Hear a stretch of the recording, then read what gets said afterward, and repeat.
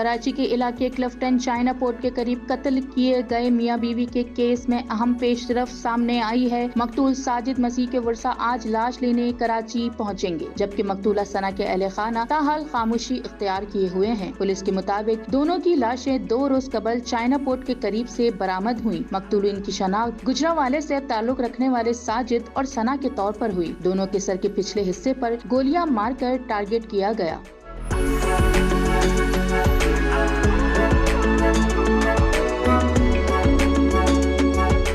Police ने मकतूल जोड़े का निकाहनामा हासिल कर लिया है, जिसके मुताबिक साजिद ने 20 जुलाई को इस्लाम कबूल किया था। साजिद की उम्र 28 और सना की उम्र 25 साल दर्ज है। DIG साउथ असद रजा का कहना है कि वारदात मंसूबा बंदी के तहत की गई। जाय वकूअ से एक मोबाइल फोन भी मिला, जिसमें सिम मौजूद नहीं थी।